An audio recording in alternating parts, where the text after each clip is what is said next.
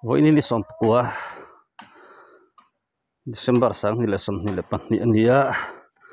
kan kau khan biak in sakmek a voi na hian chol san to tur ani wangin khen chin thla kan na don tu khen thok tu ten thok meka takina chan chin report kin chang zokin kan ngai khatura ngai taila kan ka bulvel te le chung te kan enanga ing tianga zau nge ti te ing tianga bul tran to nge ni a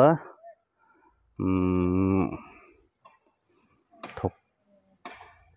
tu eng za nge om to ti te ing ti rei nge kan no tho to ti te chiang deng kan langai khadon ya sita kan khan tami khu pamhinga ni ani hi walk in charge kan biak in sak meka kan thok tu lama ho tu pan kan biak in hin moi don khop maya chung te thla kan langa thalak zoa kan thok tu in charge su pake ming hi kom kan tum don an lo in bua sai tura ngai la chung te thla kan lak zoa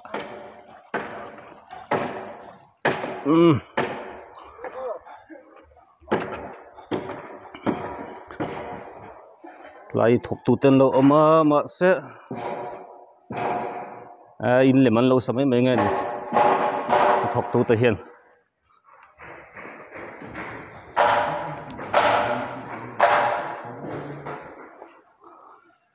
moi don rui khop ma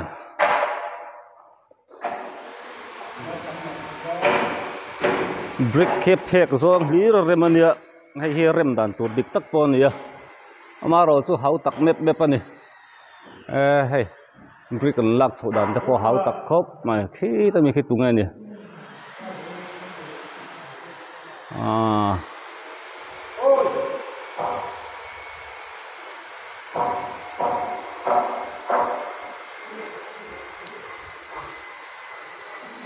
platform lona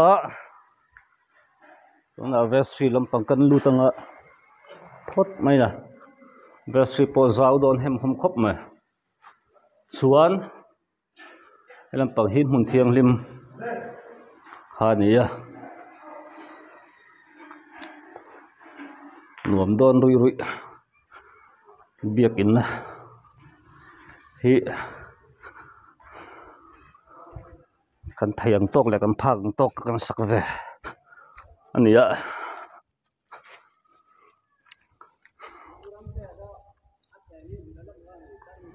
hei hi chim lampang ania chuan mar lampang la phei le don sinila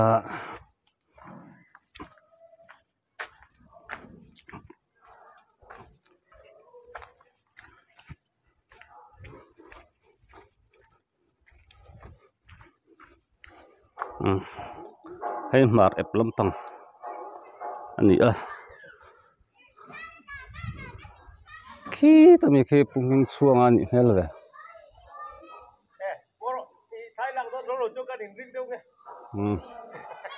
chuang ani khi lai bi zo te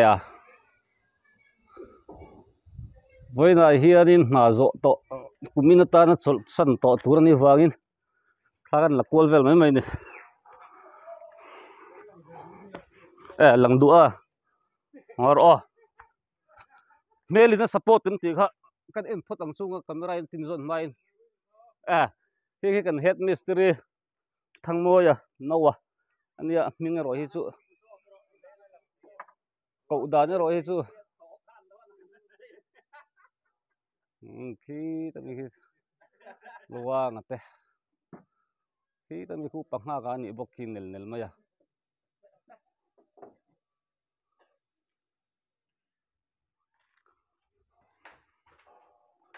lahi dar khai na tu ya lai mi ra soita khan thangmoya kan head mystery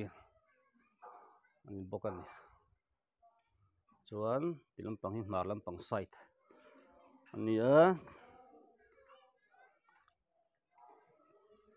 chhunga kan lut leh ta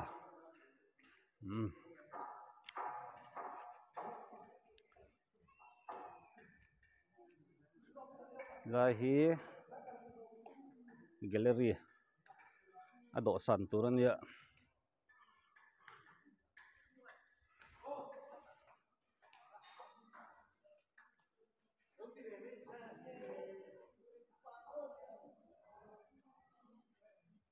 ti hian kawngkhar pui atangin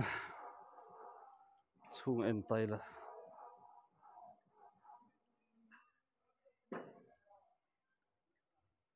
la hnok rup maya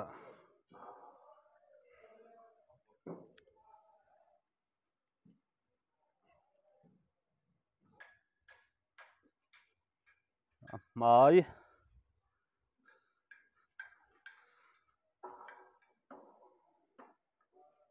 sang don khop bai moi bawk anga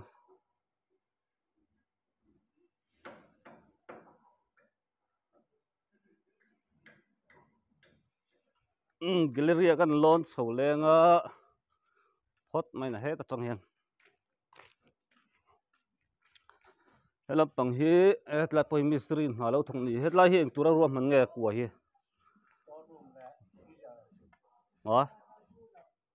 store room le cooler ma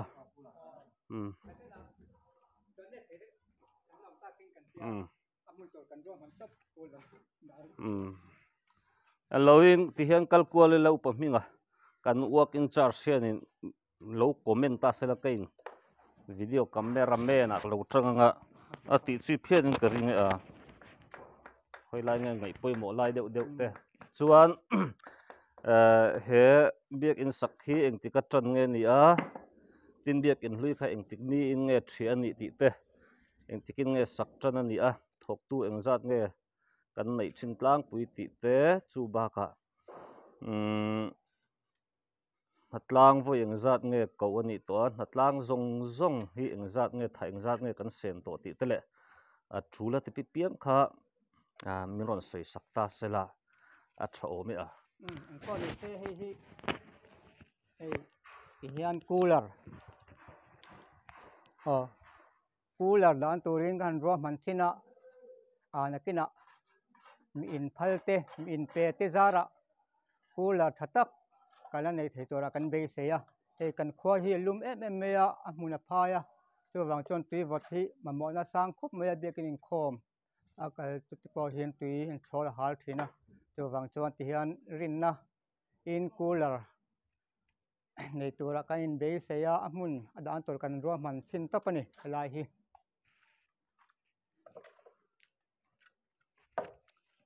kan bekin lui kan thiata ka kha March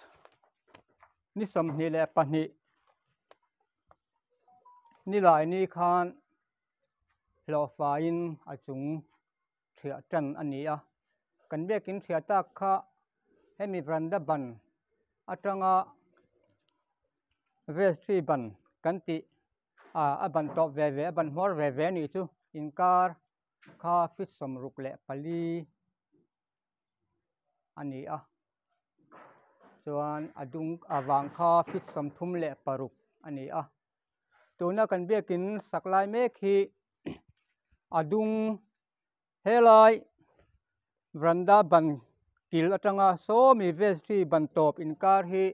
fit som kwa le paruk ania na ching kha a hlui kha ka sei sual mai thei adung a kha bekin hlui dung a kha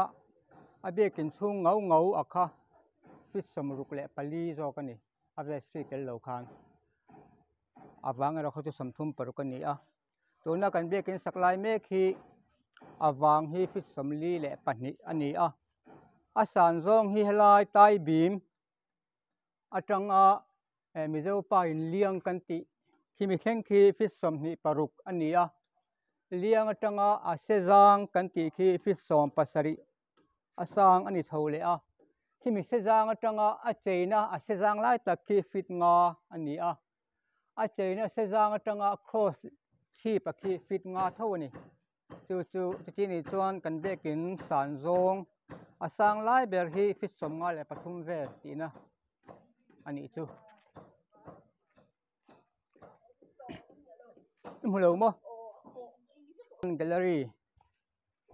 lama kan chho ange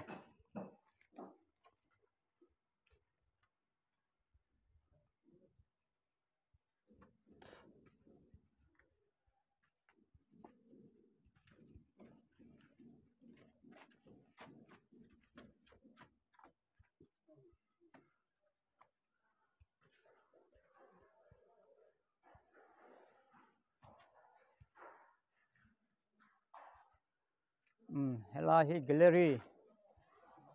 ani a ti hian thutthleng hi len nga om tura ruaman ani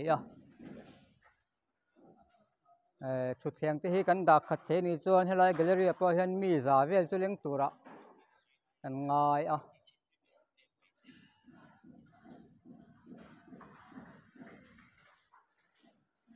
tuna kan biakin sak a hi soyang khan April ni thum a khan mistri ten na bul an chana a ban tu rot el ngil vel te an chana ti chuan April ni som pathum zingkara khan kan bial tu pastor Reverend F lian thang pui hovin ko khan hoten lung phum ani ti chuan hna hi tho culture char ani March April ni li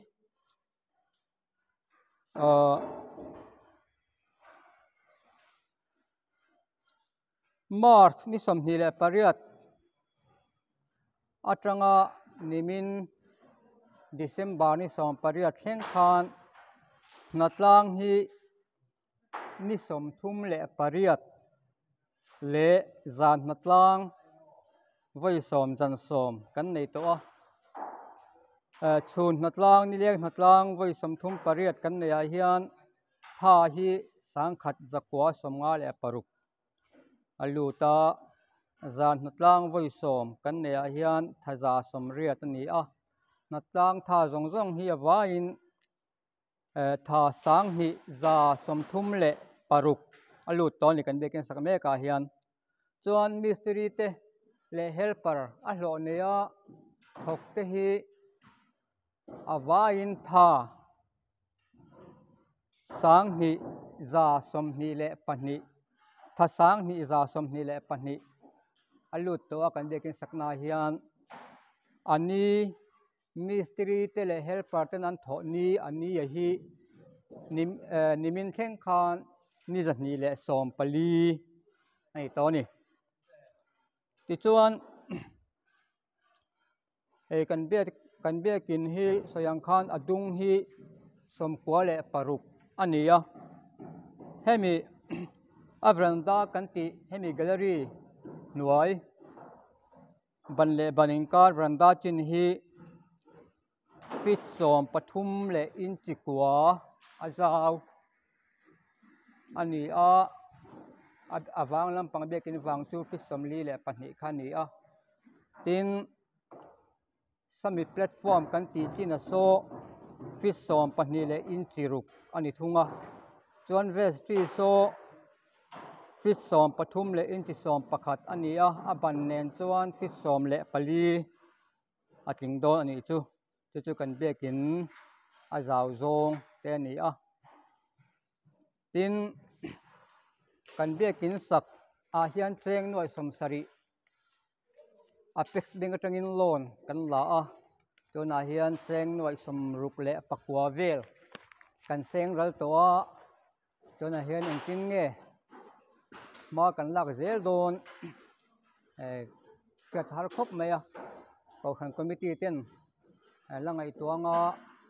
tuna alanda na hi chuanin mapa kala ko hle maya cheng noi som nga tanga som sari chu kan la sen kan ringa abang plaster na tur khrim khrim a hian cement hi bag zathum somnga vel langai tura thok tu ten an chuta khami cement bag zathum somnga poltok balu hi balu tha kan man don chuan tin sang hi zanga vel langai don aman hau tak khop maya cheng noi fe langai don tin hei biakin thar ani a ceiling te wiring te sound te pawh thar vek ngai tur ani a heta pawh hian cheng noi som hnih deuh thaw chu kal tura kan ngai a tin hei darthlalang hi ngai tam dawn khop mai a ventilation hi avain som le pariat anin ka hria ventilation am hi hetiang chia hian a hnuaiah khuan kawng khar te kawng ka te kan ti kha a awm bawk a kawng ka te chu a tam khet mi kha rim sang som hnih le kawng ka te chu som hnih le pahnih anin ka hria a heng hi a darthlalang vuah tur a hi pakhat ma langai tua an ni lova helai biakin hmalam cheina darthlalang tur pawh hi langai tua lo ni a hau tak dawn khop mai a cheng noi fe langai dawn a chuwang chuan cauh hran mi te pawh a ngaihna hria pathian hnenah kan tlan ngun deuh chu ngai dawnin a lang e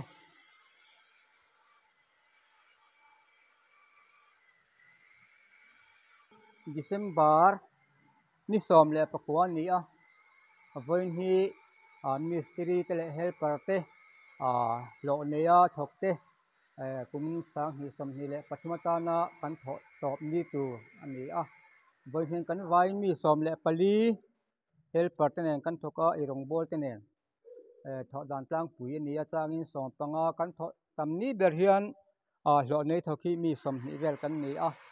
som atanga som panga hi helper le mistri tho dan tlang pui ani a nak tu ka tang hian thok tu ten na an cho sananga nak tu ka hen ko khan in hmatlang pui ko wa he kan bekin hun ma vel hi chin fel tur tam hle maya Christmas kan ma loka lo thing dona Christmas in min huaka ta chuan ko khan ho te chet vel na tur mun ma seng hoya ti fela hnalang turin ko khan committee hnalang ko wa chen wang chuan voin ni seng hi kan bekin saklai mek thok tu tena an tho ni metan chuan top ni der tur ani ta ani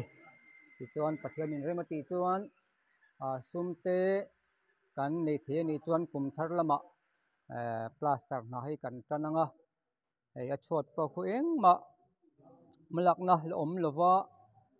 border hengmot pha a chumi hnuwa rod kan phan le anga chumi chungah chuanin rora le cement chawpawlh balu te chawpawlh kan chhung dawn ani chu kan hmabak te ani a sum hi tunah hian cheng nuai somnga atanga somsari in kar te chu seng tura kan in ngaia rin na in kan kal dawna chuwang chuan ko khan mi te kan theina zona tlang le zual turin tan le zual turin kan in somin kan in be sei ani kan soita kan khan kan bekin sak chung hi go in December ni som pakua thole ni thleng hian ni zahni le som panga kan thawna ni ta a ei kan chet vel na hi a hmun hma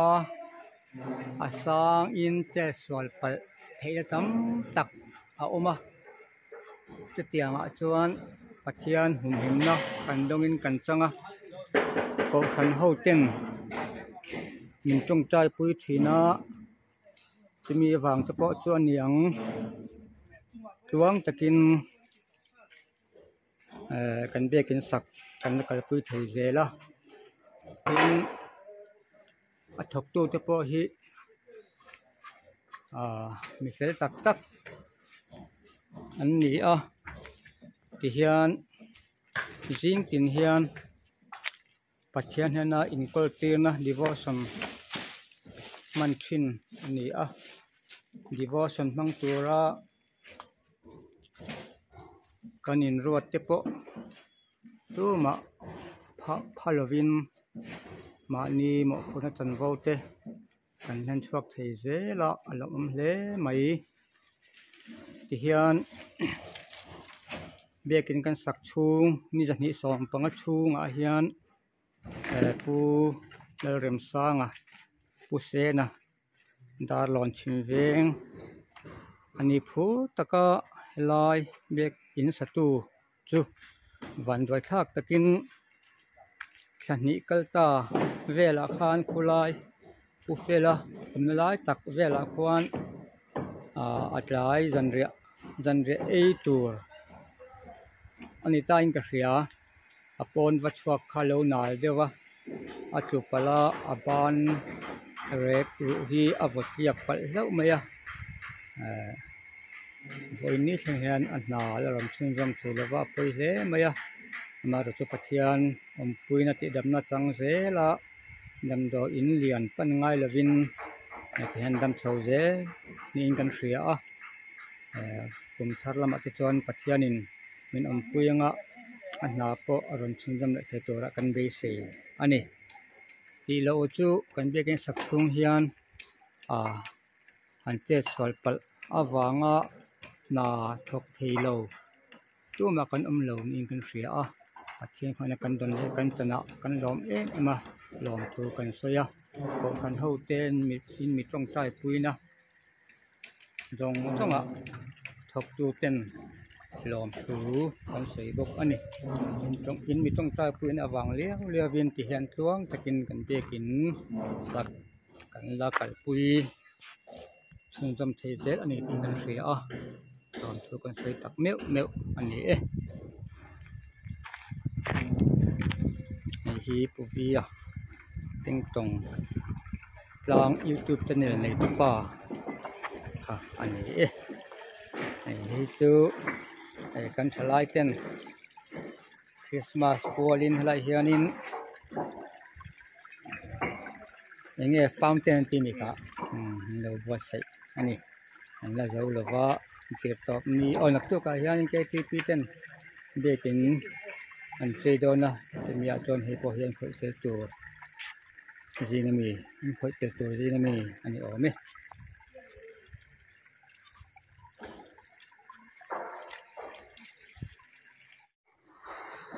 tikhanin kan work in church upa kel ning thanga ena tanga report thayang chu kan ngai thlato kan soibel du mai chu kan biak in hit biak in thar tur sak ani ma hianin biak in hlui zok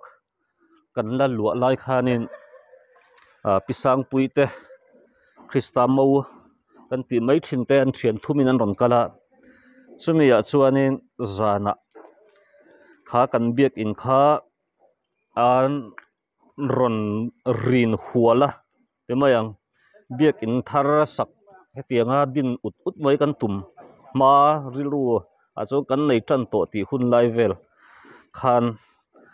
ani biak in an ron kal huala ti chuan kan biak in thar in sakhuna chon heti tiat hian in sadon ani ti in biak in khan ron rin hual pup maya tuna hianin a chia le ani na chiang takhat lo chin chia fel thap ni lo ma sala alo mutu le kalpui tu ten an soidana chuan khami an rin ang chen chia vel khani in kan hria chin che na fel tak kan lo nei lem lowa maro chu tu na zau zong te adung awang te hi an ron rin ang deuh chia sak ni in kan hria tin an soya maro chu chin che na fel tak hemi chin che hi ni tia lo khen bur thlap ro kha chu a om lem lowa ani velin kan hria ti kha ani an ron rin hun kha zan hun te ni wang khan le lo chin che si se kha ni lowa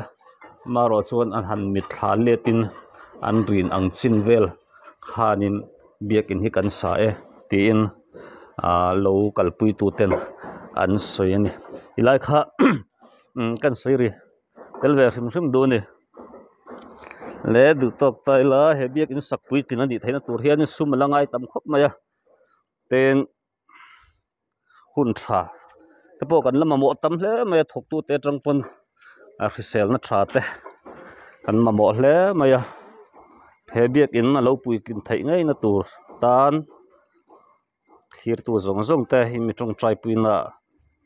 kan nge na in tong trai na min lo sarang don nia